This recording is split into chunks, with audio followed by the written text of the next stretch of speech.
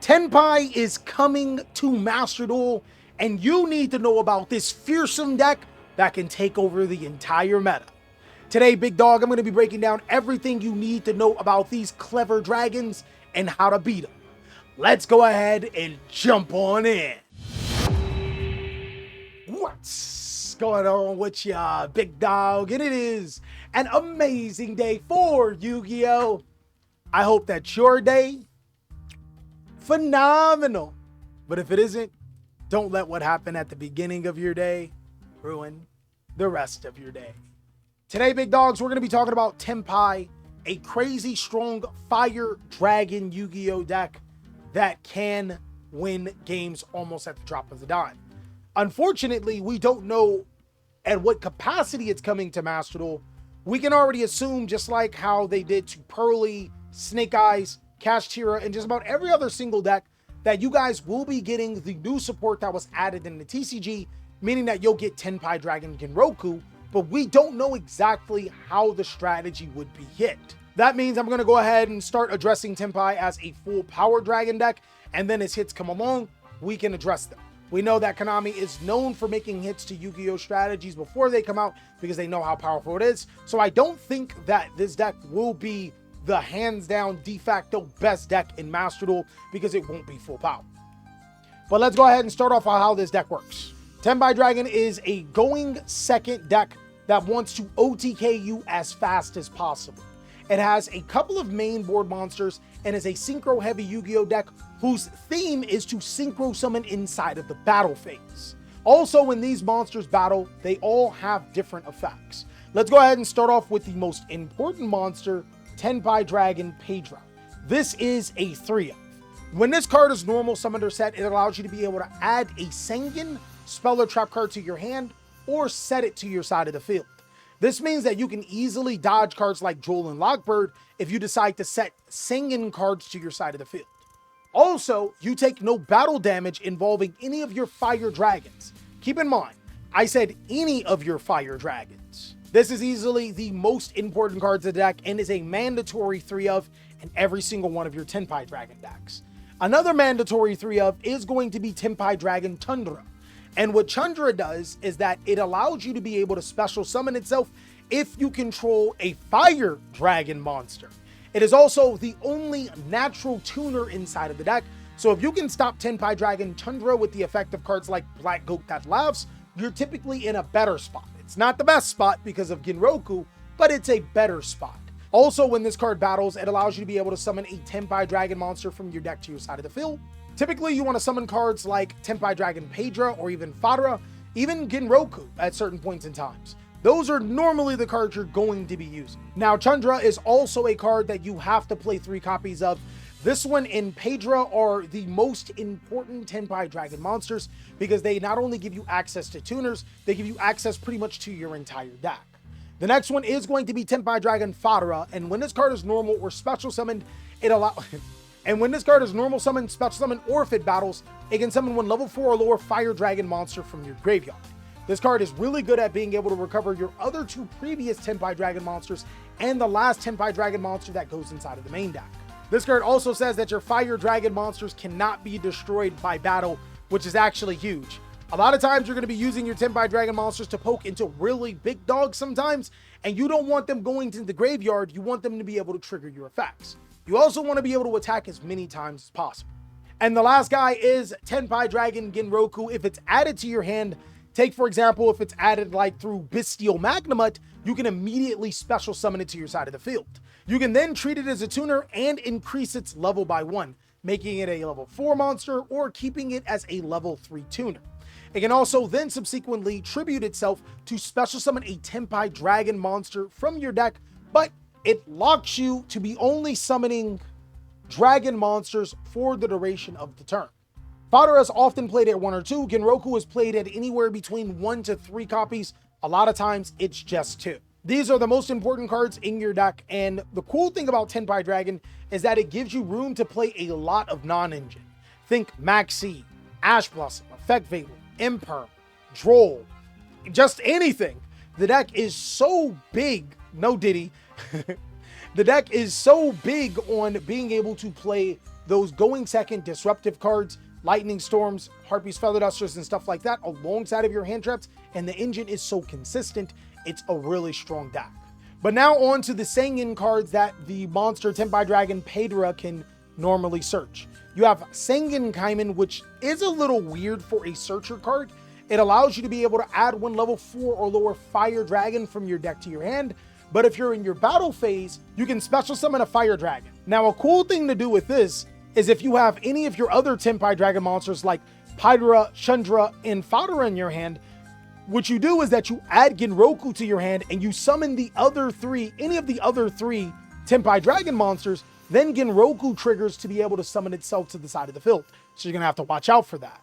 This card is really good and is a mandatory 3-of because not only does it search you fire dragons, it also can summon fire dragons during either player's battle phase. Meaning that if you want to protect yourself with Fadara during your opponent's turn, you can do that. If you want to get a free battle in a free Tenpai Dragon monster, you can do that. If you want to search or summon monsters from your deck, you can also do that. The last spell Sengen card is Sengen Summoning, and it says during your main phase 1, none of your fire dragon monsters are affected by your opponent's activated effects. Now, I want to give you an asterisk. This protects your monsters from cards like Effect Veil, Ash Blossom, Imperm, but it does not protect you from effects like Phantom of Yubel, because Yubel is turning your monster's effect to destroy Yubel on the side of the field. You can still get Phantom of Yubel through the effect of Sengen Summoning. The other effect of Sengen Summoning is that it allows you to be able to add one Tenpai Dragon monster from your deck to your hand, and all you have to do is discard a card. And then if this card is destroyed during the battle phase, you can target one Dragon Synchro monster and double its attack. Really good card. Play as many as they're going to allow you to play. I have a strong feeling that Sengen Summoning is going to be limited on Master Duel upon arrival, and with no terraforming, it's going to be really awkward to get into this card. But it's going to be a really, really powerful card that makes your monsters unaffected in main phase 1. The last card is a card that you guys will probably have, and it's called Sengen Keiho. And it says during the main phase, if all monsters you control are fire dragon and your opponent controls more monsters than you do, you can end the main phase. Then if 3 or more attacks have been declared, you can banish this card to draw 1 card, then special summon any number of Tenpai Dragon monsters from your hand. This card seems incredibly powerful because it can skip your opponent's main phase 1, and it also can summon Tenpai Dragon monsters to your side of the field as well as draw cards, but typically decks play 0 copies. Now, Master Duel is a little bit different than the TCG. This card could see a little bit play because how different things are, but I genuinely doubt. Keep in mind, this deck is built on being able to synchro summon during the battle phase and attack for huge points of damage. It can also play a ton of cards that are just detrimental to the opponent. A lot of players in the TCG are playing Dimension Shifter in this deck because it doesn't really matter if your monsters are banished. Sure, you won't be able to get the effect of Fadara to summon from your graveyard, but that's not always necessary to be able to hit for game. Like I said before, Tenpai Dragon players are also playing cards like Lightning Storm, Harpy's Feather Duster, Forbidden Droplet, any of those cards to help you going second. Anytime you lose the dice roll or the coin toss, you're probably smiling because your opponent is probably going first, and that's exactly what you want when you play Tenpai Dragon. The synchro monsters are always up for debate, guys, but the most important and played ones I am going to talk about, as well as the Tenpai Dragon monsters. Sengenpai Transcendent Dragion is a Tenpai Dragon monster in theme. It is one of the craziest cards in the game, and it says all monsters your opponent controls must attack if able, meaning that if you can summon this card on your opponent's battle phase, which you can, your opponents have to attack to this 3000 behemoth. It also says your opponent cannot activate cards or effects during the battle phase, which is also ridiculously crazy. It also says if this card is synchro summoned, you can change all monsters on the field to attack position. Even more ridiculous, if 3 or more attacks have been declared this turn, you can special summon this card from your graveyard, then destroy 1 card on the field. This is one of the most craziest cards in Yu-Gi-Oh! Right now, and it's simply because it's a snack that smiles back, switches all your opponent's monsters to attack, negates their effects during the battle phase, forces them attacking to you if it's your opponent's turn, and can come right back. The theme about this is to be able to attack as many times as possible to be able to trigger that Transcendent Dragon's effect. And how we do this is that we'll declare an attack with monsters like Genroku, then trigger its effect to tribute itself. That means that you already have one declared attack. You then can summon Chandra, and then Chandra can attack and use its effect to summon a third Tenpai Dragon monster. That monster can attack and then summon again, and then you can eventually synchro summon into your Transcendent Dragon. The other Tenpai adjacent monster is Sengenpai Biden Dragon. Now this card is synchro summon. You can special summon a fire dragon from your graveyard, which is kind of crazy. Then if 3 or more attacks have been declared this turn, of course you can summon it from your graveyard. Then you can destroy one spell or trap card on the field.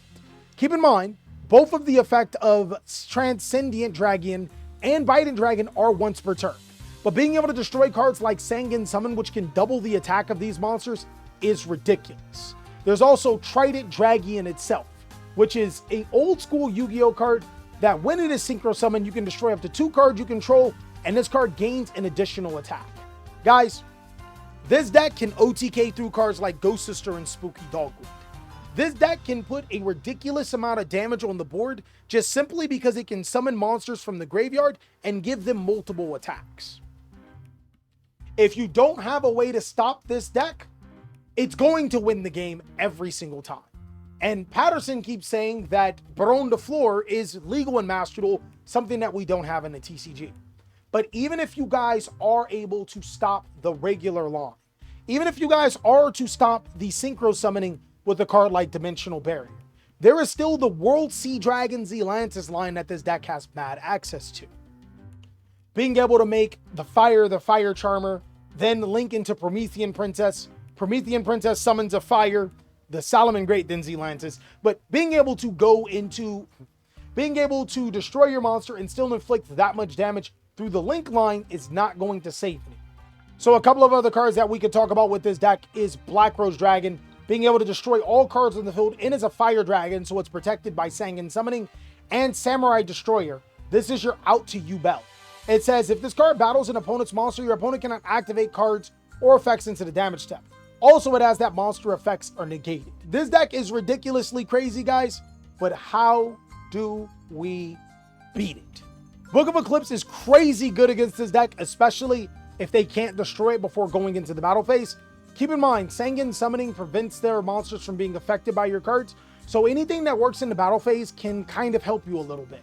Threatening Roar is a crazy good card. It prevents players from being able to attack.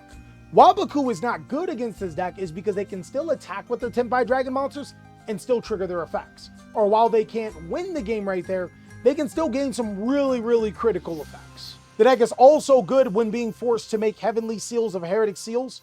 Heavenly Seal of Heretic Seal of Heavenly...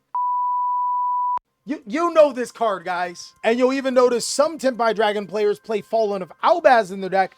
They'll be able to summon Fallen of Albaz to fuse with your monster, potentially even a Mirror Jade if you have a monster from the extra deck. Does Daruma Cannon work? Yes. Paleo players, you guys are probably slobber knocking right now because Rise to Full Height is also a crazy good card against them because it forces your opponent to only attack one monster. If that monster is no longer on the field, then they can't attack. Overall, Tenpai Dragon is going to be beat not through specific cards, it's going to be beat through your competence in game knowledge of being able to fight this deck. Do Mirror Forces work? They can. See, Mirror Force can work, but if they summon Transcendent Dragon and then enter the battle phase, you're cooked. Battle Fader also could work, but if they get into Transcendent Dragon, you're cooked. Just play Labyrinth. Labyrinth actually does have a decent Tenpai Dragon matchup. Labyrinth, Frogs, Trap Heavy decks, Stun, those decks do not have bad matchups against Tenpai Dragon. Now, I'm going to tell you what a matchup that it does have a good against. Fire Kings, Snake Eyes. Those decks really need to watch out because they can play enough hand traps to slow the deck down and then just wash it on the following. But that's pretty much everything you need to know about Tenpai Dragon, big dogs. Hope that this guide helped you coming into the next format. Can't wait to give you guys more replays, more amazing things. And until then, I'll catch you on the next video.